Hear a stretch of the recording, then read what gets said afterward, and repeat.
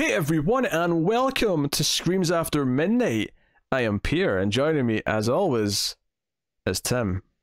Oh, what year is this? I don't know. It's 2450 something, give or take. So we started in October of 2017. If you can believe it or not, we started working our way through a couple of horror franchises. One of them was Friday the 13th, and we were actually making quite good pacing on getting through the franchise over the first year. But when we got into sort of late 2018, start of 2019, things slowed down quite a bit. We had a lot of new movies to get through, and the franchise stuff slowed down. Was something we are vowing to correct in the coming months. But it's when Hollywood started listening to the podcast and said, maybe they're onto something with this horror thing. And then all of a sudden, like every week, there's a new horror movie. Yep. And the funny thing is, they're all good. There hasn't been a bad one. How can you say that with a straight face? How can you say that with a straight face, Timmy? So, of course, we were working through Friday the 13th. The last one we did, of course, was during the October-thon in October, so it's been a few months. But that was Jason Goes to Hell, the final Friday, the 9th movie in the franchise. So we're going to start spoiler-free. We'll give you a warning before we go into spoilers, if you care. But, of course, this is going to be a discussion of the second film from New Line, after they get the rights, and that is Jason X, which came out in 2001, although as I understand it, it was held for a couple of years. It was on the shelf for at least 1 year. Yeah, they finished making it like at least a year before it came out, and it was just kind of sitting there. But yeah, so this is the one that is Jason in space. That is the pitch. It's in the future, and Jason's on a spaceship. That is... Yeah, and you can tell this was made like right after The Matrix came out, right? You can tell this was made in like late 1999. You can totally tell that. But yeah, so we'll get into it. One of the things actually I remember about this, because I watched this fairly soon after it came out. I got the DVD at the time, and presumably late 2001, maybe early 2002, depending on what the release date was. And I remember, like, I think this was the first Friday movie I had, like, on DVD. I'd seen a couple at least on TV, but I remembered watching, like, there's like a decent half-hour documentary on the disc, if it's still on the Blu-ray, actually, called The Many Lives of Jason Voorhees, and it was, like, talking about the history of the character. But notably, this was when before New Line was purchased by Warner Brothers, I think, and they didn't have access to any footage from the first, like, 8 movies. So all the clips came from 9 and 10. And, like, it didn't really strike me how weird that was at the time until, like, later when I actually, like, saw all the movies and saw kind of, like, just how much they relied on clips from that first little section of 9 to show you, like, Jason, like, in a campsite because they didn't have access to the first 8 movies. But the reason why I'm bringing this up is that, like, the context of this being, like, the second of the New Line movies, and obviously you had Freddy vs. Jason after this, and then the remake, and the remake was trying to go back to a classic style, even though it was kind of in a 2000s way. Just how different they feel from the earlier films. Obviously, this one much better, I think, than 9, because 9's just a complete train wreck. But just watching this, because one of the things that I do dislike about this movie is that the music they introduced in 9, they've got this really, like, extreme kind of, like, disaster sounding music, which is still here in this one, and I kind of hate it. I'll go on record. I'll say the music in this movie is very bad. Yeah, it is. No, I agree. It's just terrible. Like, it's like, I don't want to throw any shade to whoever did it or whatever, but it feels and I'll go with, like, for the look of the film. All right, let me just say this. I think I do think this is a bad movie. It is cheesy and fun to watch, so it's there's merit to it in some ways, but what's bad about it, I don't think the premise, I don't think is what's holding it back, because I actually think the premise is fine and it leads to some cool kills and ideas, and I think it's cheesy as hell, but I mean the franchise is already gone pretty cheesy. I think what makes it bad is the, like, stuff like the characters and the music and the way it looks like a made for TV sci-fi movie. Are you telling me the visual effects don't hold up, Tim? Like, not even like the effects, just like the sets and stuff. It just seems like it seems more like an episode of Battlestar Galactica or something. Whoa, which, whoa! Battlestar Galactica A is great, and B looks dark and gritty. Here's the thing: I actually know this because I remember listening to the commentary track way back in my early teens when I had time to do such a thing. But I remember them talking on the commentary track how they had like concepts for what the ship would look like, and they said that like they had people had done designs for these dark gritty like grates and like steams coming off of things, and they basically said, nah, that's been done to death, that's alien and stuff, let's do like a bright sort of ship. And I'm like, but it's it's Jason Voorhees, why is it bright? It's supposed to be dark and grimy. That's how you make it creepy, because Jason's stalking the place. It was it's a weird choice. It should just be Alien, but with Jason instead of a xenomorph. Kind of, yeah. That said, though, I kind of love this movie, and I think it's a masterpiece of the modern era. And basically, all the reasons why, with the exception of the music, which I think is just bad, because the music's the same as 9. Because I didn't see 9 till after this one, so I remember feeling weird watching 9 and like hearing that like dun dun dun like music at the start, and I was like, oh yeah, this is Jason X just kept the music from 9. But it's so weird to me that this exists, and like how like Freddy vs Jason was like already kind of in development, but they wanted to do a Jason movie, and like New Line let them make one, and it's called Jason X instead of Friday the 13th 10 or whatever. Like I mean, and this is like one of the reasons why I love franchises and why I don't like reboots. Well, I'm not inherently against reboots, but like this is so different and weird and silly, and honestly, I'd be fine if every movie, like, there's no continuity and every single movie was just, okay, now Jason's on in a skyscraper in New York, or now Jason's in like the Arctic, now Jason's Wild West. He's in the Wild West. Yeah, sure. Yeah, but what sucks nowadays is like you'll never get this this kind of stuff again, because like you get this because this franchise has gone on so long, and it's like, all right, what haven't we done yet? But nowadays, once something gets stale, it's not like, hey, let's try to do something different. It's like, let's reboot it. And so it sucks that you won't get something stupid like this. Like, I think that's one of the things I don't like about the Saw movies is just like everything just feels like the same one. Like, if you gave me Jigsaw in space, like hell yeah, I'd be like down for that in a second. Hey, to be fair, the new one looks like it might be something different. Hopefully, yeah. Saw 9 might be the Book of Spiral, the Book of Saw might be the one to finally do something different. Weirder things have happened. Weirder things have happened. I think Jason X is such a weird movie to exist, and I love that it does exist. I love that they just had this silly little idea, and it is cheesy. The acting is mostly terrible. The sets do look cheap, but like for me, that kind of adds to the charm of it. Bizarrely, like. The weird kills are great, and there is a couple of things I'll complain about, and the music's definitely one of them, but honestly, this is exactly the sort of B-movie trash that I can watch over and over again. I love that this, like, the movie doesn't take itself too seriously, but I still love that Jason's taking himself seriously, if that makes any sense. Oh, totally, yeah. That's, I love it. And, I mean, sure, the idea of the Uber Jason, I mean, not to get into spoilers, but he's on the poster. The Uber, like, Matrixy Jason, like... Yeah, why not? Why the hell not? Just do it. Go nuts. Like, be crazy. And I think it's like actually like set up fairly well, like in the movie. It makes sense, like the way it happens. And there's there's a lot of weird jokes about stuff in present day. Some work, some don't. Yeah. We'll get into some of those, but like, a lot of the kills are pretty fun. I think that's fair to say. And obviously the characters are barely characters at all, if nothing else. I think the opening before it gets sent into like the far future, I actually think the opening is done pretty well. Well, the opening set in the near future of 2010, believe it or not. If you're paying attention, the opening is set in 2010. So keep in mind this was about 10 years before that when they made it. So it's weird for us to hear this now, because they're talking about cryo sleep in 2010. It's like, didn't quite get there.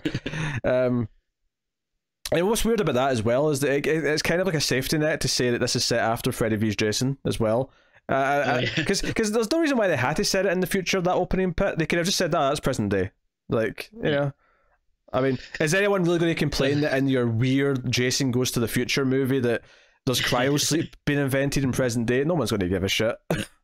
It's just weird because it's like it's set in the future, but then it's like, all right, but now we're gonna go into like the real future, like the far far future. Yeah. Well, the weirdest thing about it is that David Cronenberg's got a small role. I don't even know how that happened. David Cronenberg, esteemed like director David Cronenberg, who's like a really snooty like filmmaker who doesn't like comic book movies and stuff, agreed to star in a small role in a Friday the 13th movie, the one which sends him into space. Like, it's very strange. It's weird. It's so weird. Like, yeah, like it makes more sense for him to be in like Nightbreed or something because I'm sure he probably has like more respect for like Barker, but yeah, like Jason 10 is just like what? Yeah. Do you actually call this Jason 10? You know it's called Jason X, right? Hey, I don't know if you've read a little series I like to call House of 10 and Powers of 10, but that has taught me that X is 10. X does mean 10, but the movie is titled Jason X. That's what they all call it. That's what the creators call it. Okay. Right. Yeah. The X does mean 10, just like V for Vendetta means 5, but you don't call it 5 for Vendetta, do you? No, you call it V for Vendetta. Hey, I do. So, yeah, I mean, I guess we'll just give the spoiler warning. I don't even see the point of like shielding people from this at this point.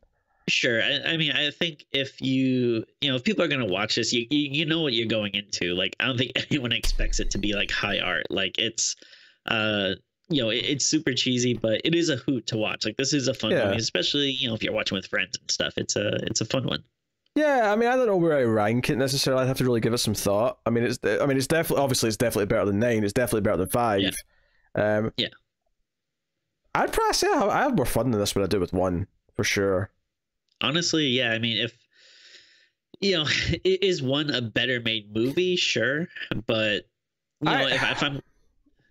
I was gonna say I think before I rewatched it again when we did the review like a year or so. It's actually been over a year since we did this one, but when hockey was still legal. I think I might have put 7 above or this a bit above 7. I'm not so sure I would now because 7 was better than I remembered it. Yeah, I did like 7 when we watched that for the review, but. There's a joke here about how hockey was outlawed in 2024, and our fellow fuzzer Matt is a big hockey fan, so hopefully that doesn't come to pass for his sake. But yeah, I tweeted at him when I was watching. I said, "You got 4 more years to enjoy."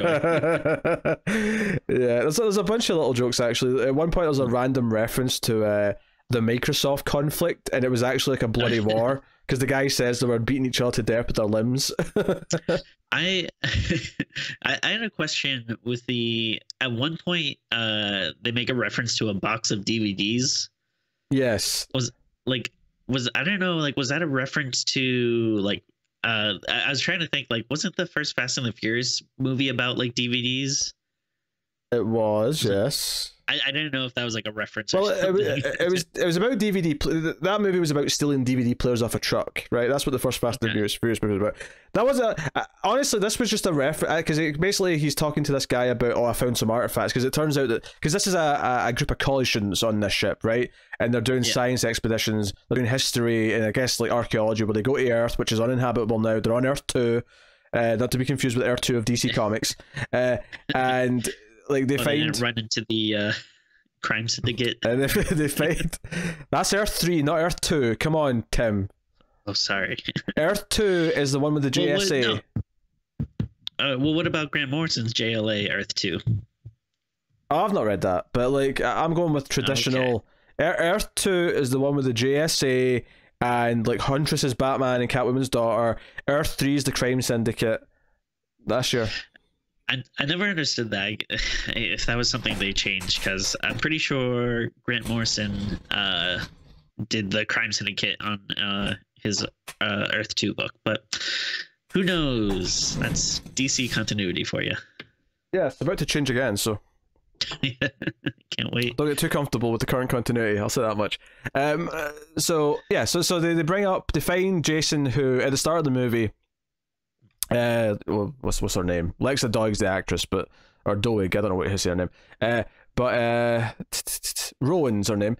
She like after Jason takes out an entire like SWAT team plus David Cronenberg, she single-handedly managed to like sort of, it's almost like the end of Terminator 2, you know, when like Sarah Connor's hitting the T-1000 with a shotgun and it's kind of making him move back every time. She kind of does that with Jason, so he gets into the cryo sleep chamber and then like sort of traps him in, turns it on, but he stabs her through the chamber door and that leaks the cryo freeze like stuff. I'm just grabbing a cat. Into the room, so she gets frozen as well, and then it's 450 years later, in come these students with the lecturer. But the teacher, the professor, he is only in it for the money. He wants to like find artifacts that he can like make money from, and he thinks, oh, this serial killer from 450 years ago. Nobody knows who he is at first. It's not until after, because he thinks it's impressive that he resuscitated Rowan. Well, she's up and walking around. She's 450 years old. That's more than 200 years older than anyone else we've got who's walking around. And the guy's like, no one cares. Like, people are, resuscitation is normal now. Like, whatever. I'm with that old guy, though. Like, yeah, who cares about some, like, person that's like, hey, I was alive a long time ago and now I'm alive again. Like, it's not like they have, like, a bunch of stories or anything. Like, I mean, she'd have stories like that when she was alive, but, especially if, rejuvenation or whatever is, like, a thing. It's like... Why does he think that's so special? Yeah, it seems pretty normal, but that's where the DVD joke comes from, because he says, well, did you find a box of DVDs, as if it's like an artifact? And I find it hard to believe that in the year 2450 that anyone knows what DVDs were. Yeah. Even it doesn't seem like something even like these people who study history and archaeology or whatever would really focus on, but whatever. Like what would we even say? Like, oh, like if I was making a joke, like, oh, what'd you find? Like a box of mimeographs or something. Like, I don't even know what the equivalent of that would be. Yeah. And anyway, so there's a bunch. I wonder if that was like just a joke because like this is when DVDs were starting to become big. Like I would say I wouldn't even say start. I'd say this is right in the peak of DVDs. 2001's like right in the peak of the DVD era. So I don't know. Maybe that's the joke. Yeah, I guess. But he, so there's a bunch of little jokes like that. There's a joke where, one of the girls doesn't know what a bike is, and that's just a fine little joke. I did laugh at the joke actually where, like they're trying to talk about how to get off because later on the ship's going to explode and they're like, okay, how do we get off the ship? And they're like going through the options and nothing's like useful. There's nothing they can do. And Rowan says, "Can't you like beam us off or something?" And like one of them just looks at her and goes like, "Beam us off? What?" that was actually funny. Yeah, because she's like, I'm just taking a chance that maybe Star Trek technology's tapping now. I mean, we're in space, why not? So I mean, that's like whatever. It's like there's all these little jokes about the past. In fact, there was a Doom reference at one point. Did you catch this? I don't think so. Was it when they were playing the game? No, it was after that. It's when they realised Jason's on the loose, so all the soldiers on board, because they've got like a security team. There's like a good 6 or 7 of them who are just all here to be killed one by one, let's be honest. But it's when they're getting all the gear, the leader dude walks in and says, "Have you got the BFG?" And he's like, "Yeah." I was like, "Oh, did he just call that gun the BFG?" Okay, fair enough. That's a reference. I have to pick apart this video game thing though. I have some problems. I think I have the same complaint. Yeah, so it makes for a fun joke later in the movie because they use it to trick Jason. But so Jason like walks after he's free because he wakes up, right, and he has that great kill, probably the best kill in the movie, is the attractive blonde who, by the way, Kane Hodder, who plays Jason here, this is his last time playing Jason. He cops such a feel of this actress during this scene. Because I didn't notice that. Well, it's because when he's dragging her over to the liquid nitrogen that he sticks her face in and freezes it and then smashes her head in the table. Great kill. The prop of her body without the face and then him just throwing it on the ground. Great moment. But as he's dragging her over, I noticed that like she's got this like weird top on. It's like 2 like cut tank top things that are kind of thick, but I noticed that like they were kind of pulling up a little bit as if they were, if they weren't careful, it might have revealed stuff. But the reason why it's doing that is that his hand is like right across her chest, and he's like sort of pulling her by the chest. And I'm sure like at least I like to think it was what they planned out and what she was expecting. But I was like, man, he's properly copping a feel right now.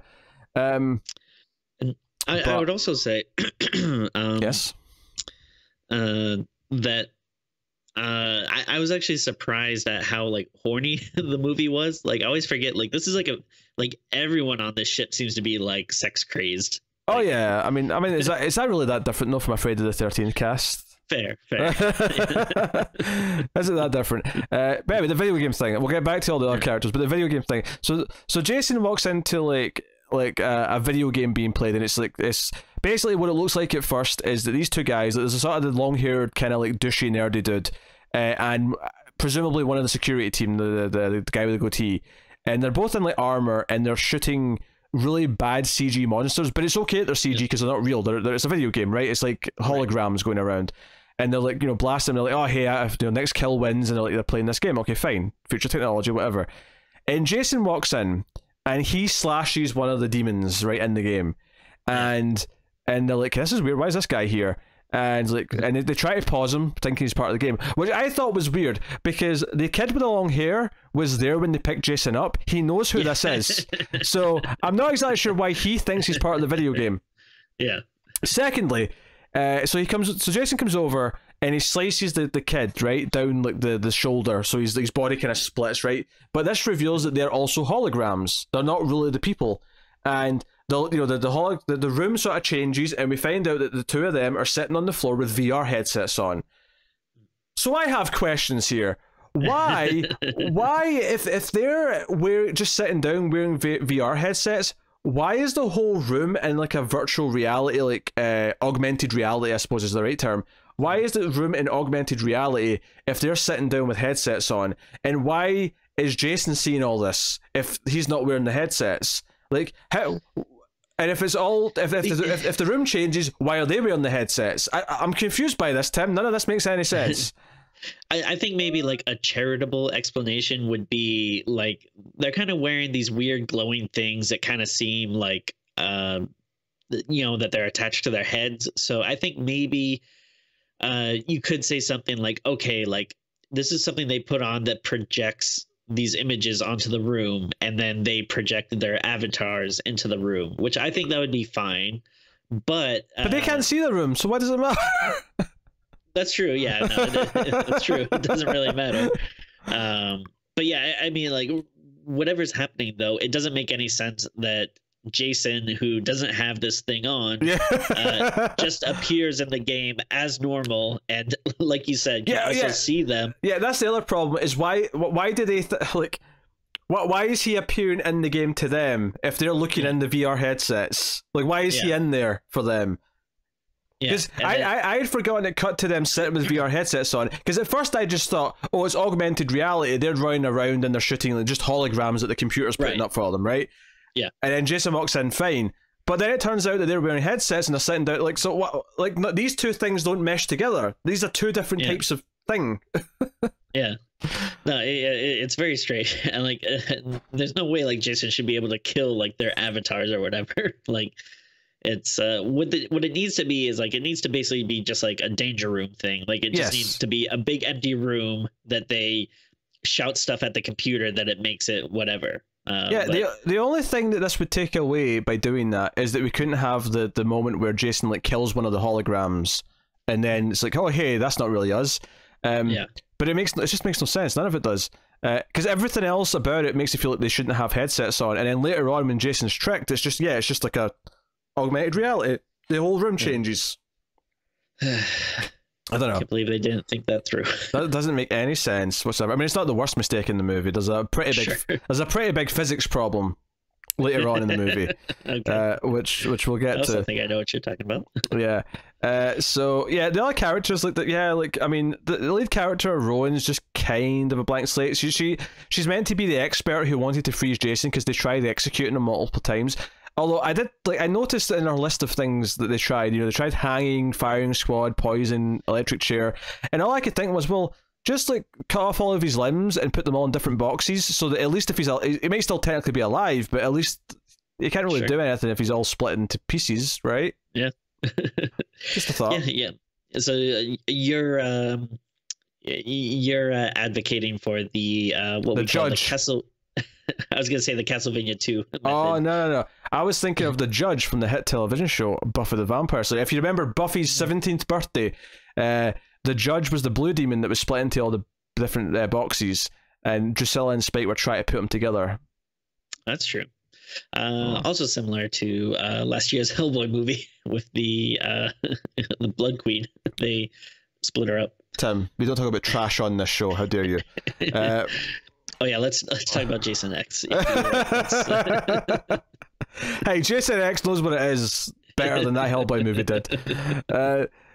So yes, so we have her. She's whatever. She's kind of she's there to be the person who knows what Jason is, and to be it's almost like the meta character, because like she's aware that he can't be killed, and every time someone says, "Oh no, it's taken care of," our soldiers will take care of it, she's like, "Yeah, right." Like this is Jason Voorhees. You do have a chance.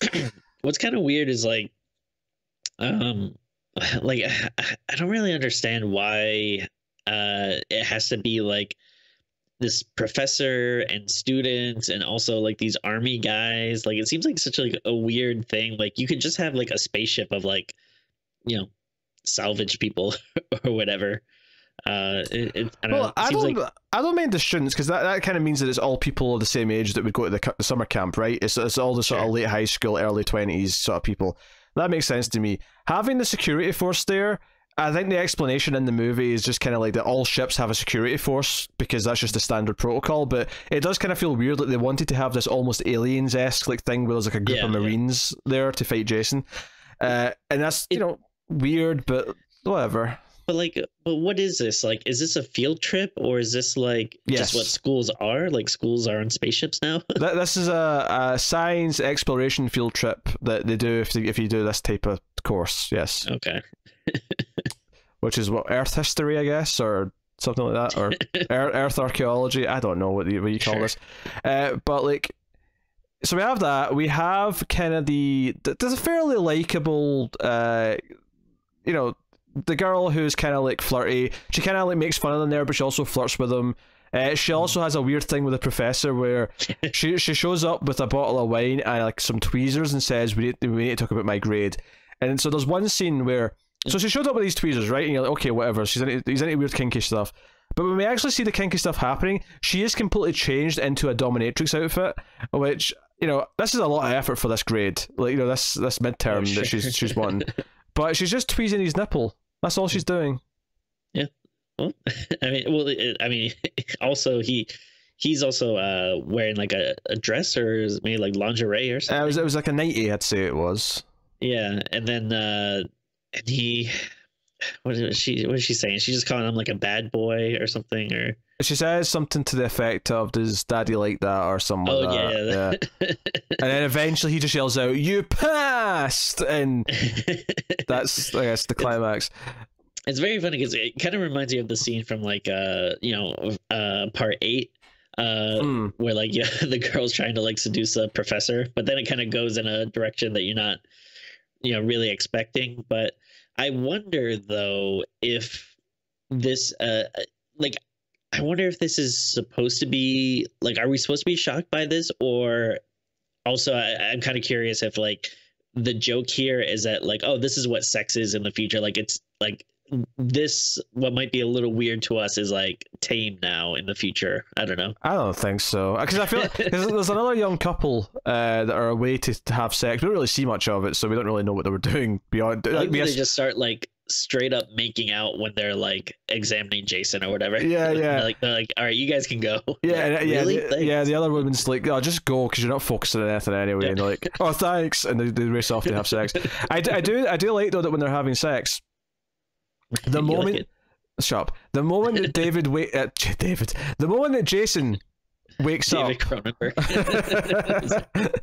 the moment that Jason wakes up is the moment she appears to have an orgasm. Like she sort of like, you know, she like moans out, and then it cuts to Jason waking up, and I was like, that's actually pretty inspired. The idea that like the premarital sex, like the orgasm and the premarital sex awoken, you know, like awaken Jason, and he's like, okay, back in business.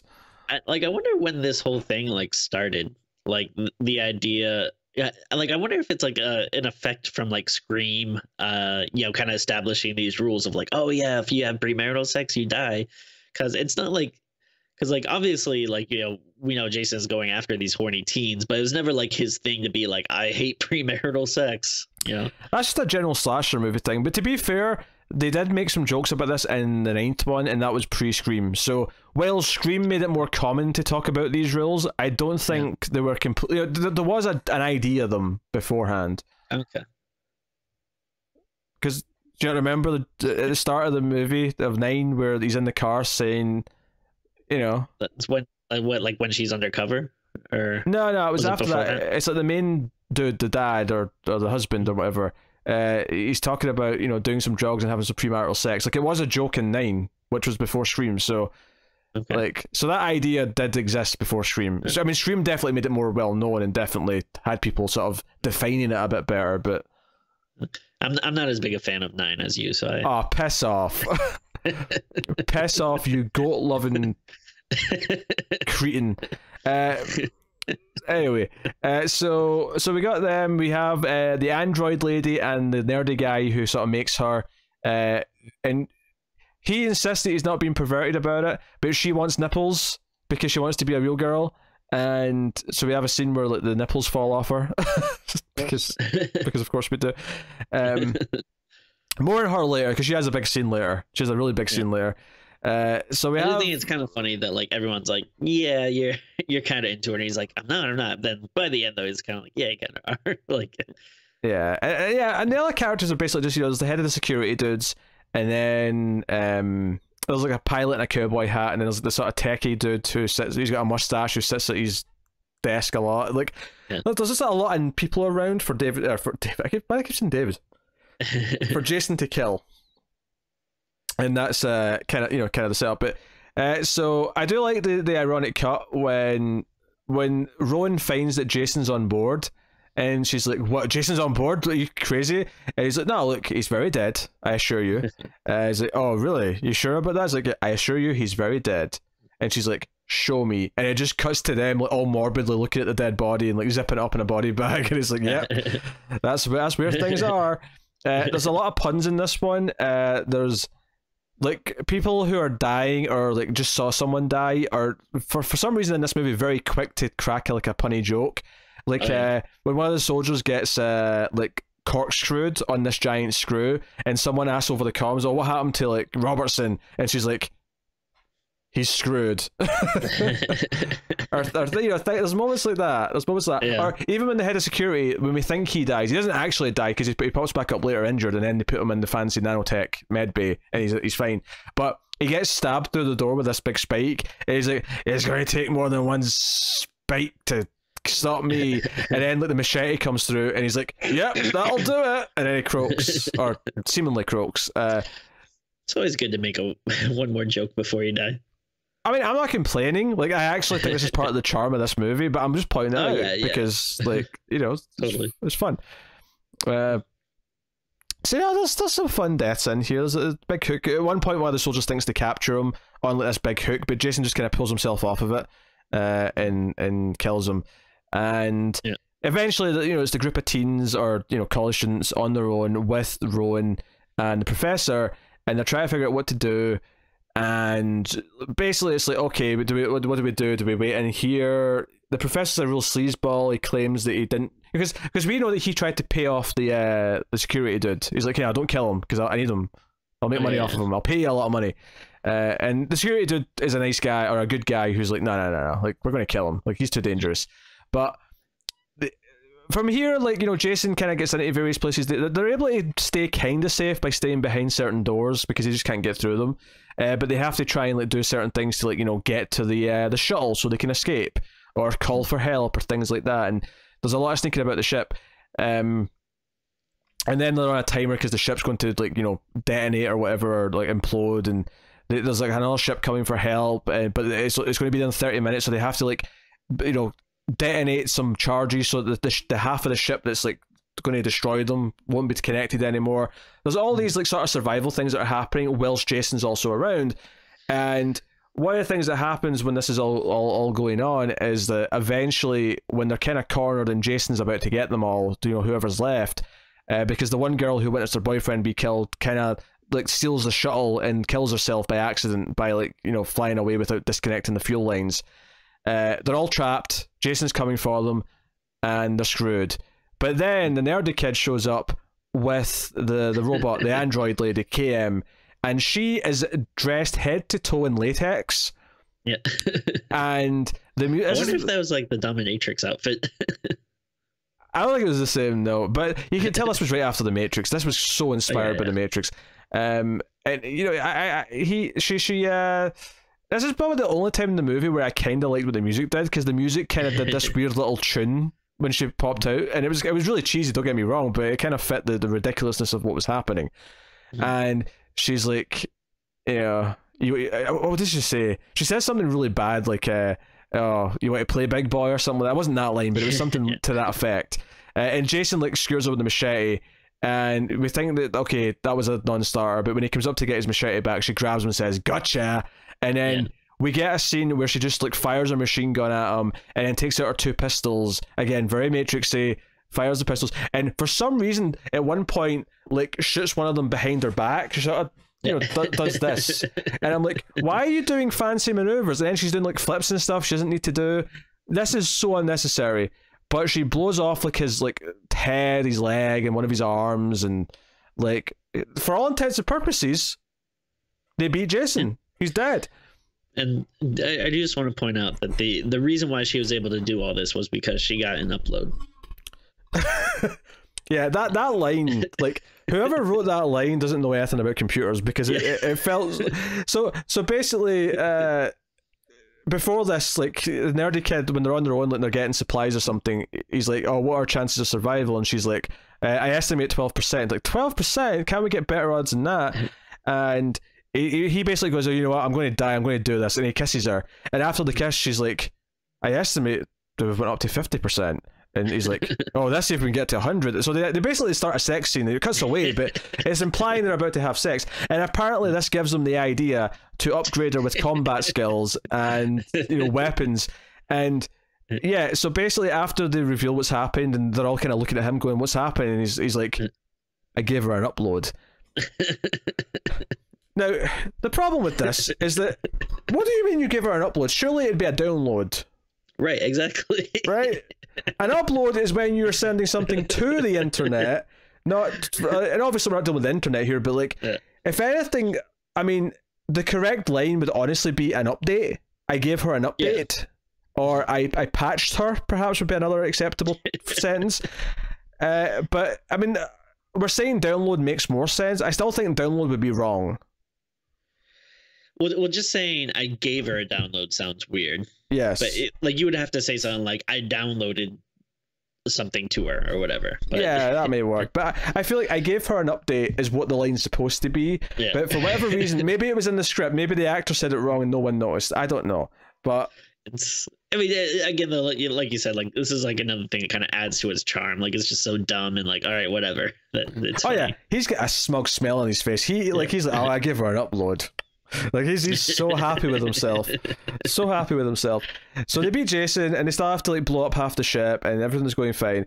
While that's happening, though, of course, the nanobots in the med bay, which is where Jason happened to land, come out on their own and start to heal Jason and reform parts of his body, which leads to, of course, Uber Jason, where he is metal and he's bulletproof. And he's got that sort of like molded on sort of metal hockey mask. It's all very silly but kind of glorious at the same time. Out of everything, why Uber? Why, like, I don't know, why not Super Jason or Metal Jason or just Jason X? Like Uber Jason. All right, I just don't get why. Okay. Look, it might sound silly now because Uber's a thing, but Uber, the car service, did not exist in 2001, so I feel like it still sounds weird, like versus like just saying like super or something. I mean, did you have a problem in the hit television show Buffy the Vampire Slayer when the Uber vamps were introduced? I actually did. I complained to Mr. Whedon. I personally complained to Mr. Whedon. Okay, so eventually he wakes up, of course, and you know some chasing ensues. And he ends up sort of with the one of the kids. We've barely mentioned him because he's barely not a character, but he has the trigger, and he sort of has his heroic moment where he, like, you know, sets the explosion off, killing himself, but separating half the ship that Jason's in and saving everyone else. However, Jason, minutes later, punches through the hull of the ship and comes in, and the sort of, you know, the sassy girl, she kind of, like, again, talk about a one-liner when she's about to die. She's like, you know, because obviously there's a vacuum happening and they're being sucked towards the hole, and she's the one furthest back. She's trapped in the room. She's holding onto the grating in the floor, and just before she gets sucked away and gets killed, she says, and I quote, "This really sucks," and then gets sucked away. Well, I think I'm going to correct you a little bit, because I believe she says, "This sucks on so many different levels." Oh, you're right. Yeah, that was the line. But it's like, all right, well, there's 2 levels. There's, you know, you're getting sucked, and this also, you know, if people are still using the word sucks in that day and age, but it's just 2. Like what other levels does it suck on? I mean, it's more than one. I mean, but at least, though, I mean, you know, you got to imagine, though, like, getting your whole body sucked through like a tiny hole, and that's got to be a really cool death scene to see, like all the gore and stuff, and seeing the skin and the bones and everything getting ripped and going through this hole. Like, that's got to be a really cool thing to see, right? Like, that's got to look cool. Yes. And your point is? Well, they don't show you any of it. They just cut to. Well, I knew that was your point. I was just letting you finish your point. Yeah, they just cut to like a little tiny hole with some flesh, coming out of it. Yes. I mean, all the visual effects are pretty rough. Everything outside the ship looks really, like, see at the start of the movie when they're walking to, like, the wasteland of Earth, it looks like really cheap music video from, like, the era. It's kind of rough, but. Now, did this come out before Alien Resurrection? After. Okay, yeah, because I mean they were able to, they had a cool, you know, getting sucked out through a whole scene. I don't know why they weren't able to do it here. I'm going to go out on a limb here and say that Alien Resurrection had about 5 times the budget that Jason X did. There's just a, really? just a hunch. Yeah. Okay. Jason X, if it'll tell me, Jason X had a budget of $11 million. I think, are we up to 10 Alien movies yet? There's 4 Alien movies if you count the Predators, Prometheus, Covenant. If you count AVP, I guess you get 6. Then we're at 8. We've had 8, including the 2 AVPs, including Prometheus and Alien Covenant. There's 8. Okay. Why? Oh, I just thought it'd be cool to have Alien X. Alien X for Xenomorph. Oh, there you go. Yeah. An Uber morph. We already had an Uber alien. It was called the Alien Queen, you tit. So anyway, this is actually the big science problem. I mean, not the only one, of course, but this is one that this was one that bugged me as a kid, right, when I watched this, because what was that? I was like 12 when this came out. This bugged me at the time. So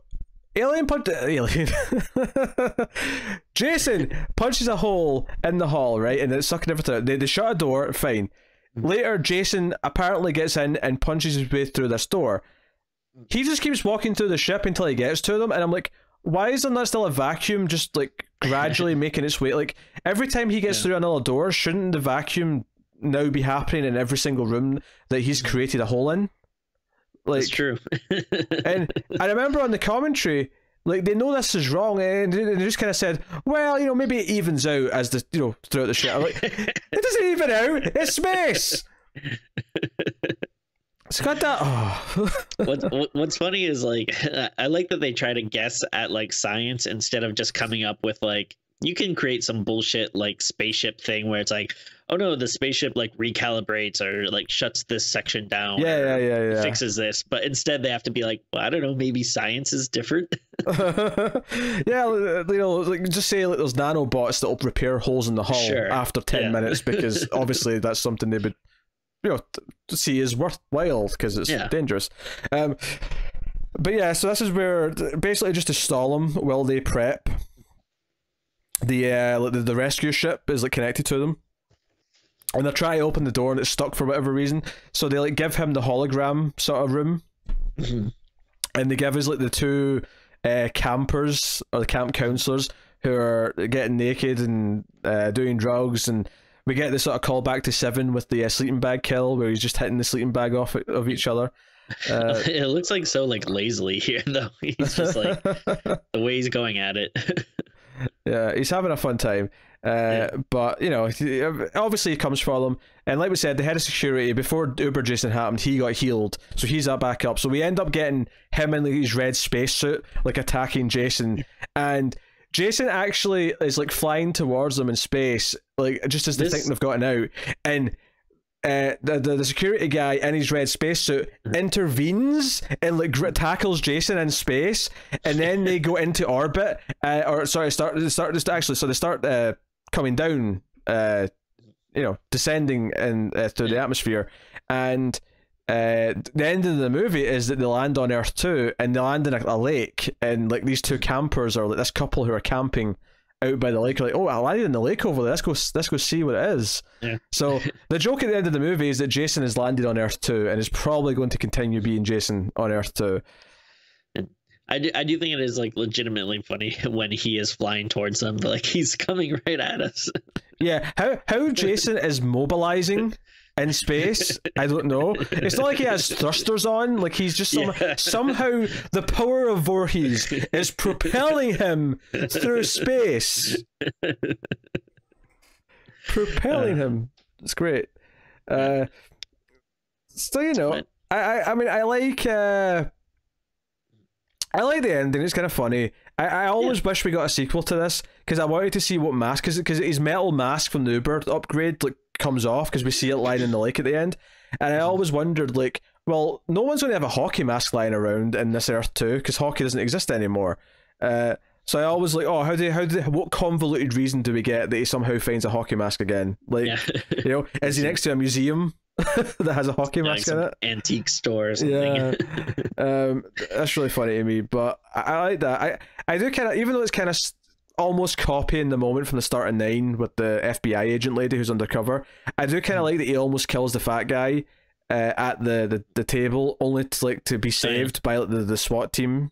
Right, that's kind of the start of that section. That was okay.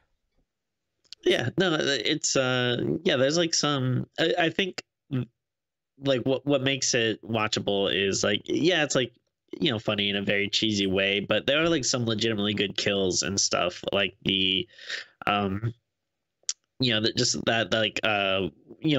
kind of towards the beginning, with the cryo freezing the head and then smashing, like that is like a really great kill. Like that is legitimately top 5 of the whole series, that kill. Yeah. And then like there's like some of this stuff kind of gets like a little boring, like some just ends up being just simple machete kills and stuff, which is fine, but like it like when he's actually using and interacting with the environment and like that kind of stuff, that's when it gets like entertaining. Yeah, absolutely. So I always remember actually, because the professor of course died. When Jason gets into the room and they all run for it, he stays behind and he's like, "Hey, I can make you rich, Jason. Like, you're thinking of the money." and he's like, and Jason like sort of looks at his machete, because he's not had his machete. He's had like a big blade, like a big. It's in the style of a machete, but it's like a big surgical blade that he's had. And he like picks up his machete, and I always remembered. I think it's because it's in one of the trailers. It must have been in the trailer, because I remember this line too. Yeah, the professor turns around and says, "It's okay, guys. He just wanted his machete back." Yeah. I always remember that line, so I think that must have been in the trailers or something. Yeah. Because I definitely played a lot, but maybe it was in like the TV ads for it when it was like hitting TV or something like that. But yeah, it makes sense. We didn't mention the the robot lady. She ends up getting like surviving, but it's just her head. Yeah, because when Jason gets the Uber upgrade, he just hits her head off. Yeah. So yeah. that is what it is, Yeah. But it's cool though, she still survives. It's worth mentioning because they actually destroy a whole space station before they get rescued at the end near Earth 2. because we were going to dock at the space station, but because Jason's killed the pilot of the ship, the entire ship just like crashes through this dome, and it's a really rough looking effect. It looks like it looks like there's actually some miniatures involved, which is cool, but there's the CG parts of it to make it look like it's getting destroyed look really bad. So which I don't really care. Like, it's fine. I love that they tried to do this crazy idea. Oh yeah, no, totally. Saying earlier, like this is the kind of fun stuff you can only do with like a long running franchise. Like if you're rebooting stuff all the time, you're not going to get these wacky throw against the wall ideas. But yeah, I mean, I love when they do it. It's like, if you're going to do something different, like, yeah, why not try something big and crazy? What's so funny is the next Leprechaun movie we've got is also in space. That was the next Hellraiser. Is the fourth one the space one? Yeah. Oh shit! I did not realize they all lined up. That's kind of funny. Yeah. But there you go. That's that. Unfortunately, we've only done one Critters movie so far because the fourth Critters movie is also in space, but okay, we're a little bit further away from that one. So hey ho. 3 ain't bad. 3 space entries. But that's pretty funny. Yeah. Do you know what? Just call it a time travel thing and send them back in time. Like, I want to see Jason walking around. I mean, hell, it might have been fun having this movie without the character who knew who he was. Like, see if like Jason just was there and it was kind of almost exactly like Alien, where they had no idea what this guy was or where he came from, and they were shocked to discover that he was a murderer and that he couldn't die. That may have been fun having them discover that over the movie. Yeah. That's the more serious version of this. Which, I mean, maybe that's not what you should do. You should go as silly as possible, but. Yeah, like have like some like scientist like goes into the woods to do like time travel studies, and then Jason stumbles in and they like trick him into the time machine, and like, yeah, that's how they get rid of him. They just send him back through time. Like, that could be terrible though, because if he ends up killing the ancestors to certain people, they might irreversibly, I guess I don't know what I'm trying to say. Irreversibly, alter the timeline. Well, I'm sure Jason can show some restraint. Sure. If anything, the better option is just to send them like millions of years into the future. That's true too. Yeah. It's like so far away. It's nothing we have to worry about. If this movie probably wasn't concerned about maybe having room for sequels, they probably would have shot him in the sun. Yeah, true. Like... True. I feel like any movies after this would have probably just been set before it again. Oh, sure, yeah. And of course, that's what happened with Freddy vs. Jason, and then obviously we just had the remake, so it rebooted and whatever, but... I kind of like the idea, though, like they're saying that they're going to sell them to like a collector or something. Like, what if there was someone in this timeline that like collects famous serial killers, and you give him Jason, but he also has like Freddy and I don't know, Michael Myers and stuff, and Leprechaun, of course. Leprechaun, of course. Do you know what? It was an article on bloody Disgusting today. That it wasn't a news item, but it was like talking about Wishmaster and Leprechaun, and it referred to their subgenre as what was it? Wishploitation. That's pretty good. And I'm like, we don't have to have a name for that. Well, there's a lot of movies that do that. What? You got your Wishmaster, Leprechaun. What was Wish-upon? Wish-upon. And I guess what was the other one that people sometimes bring up? There's another 90s one around the same time as Wishmaster.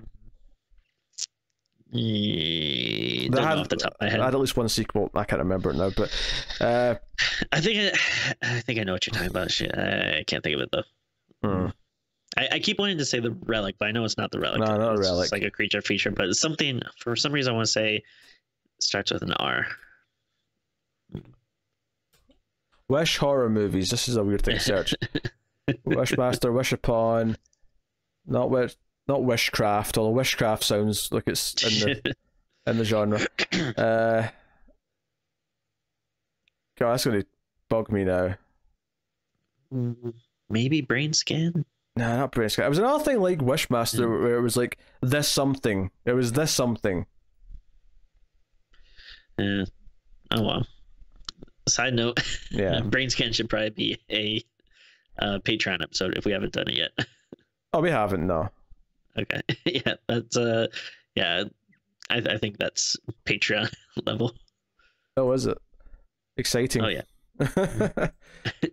Alright, see if I go to Wishmaster on IMDb and it tells you like we recommend these. Let's see if what I'm thinking of comes up. Wishmaster, right? Let's go to Wishmaster. What was the thing I was thinking of? Is it here? Oh, Warlock. Oh, okay. That's what I was thinking of. Warlock, and there's at least 2 of those. Yeah, so that's what I was thinking of. There we go. Mystery solved. And to be fair, the first one was 1989, so it wasn't quite the 90s, but still.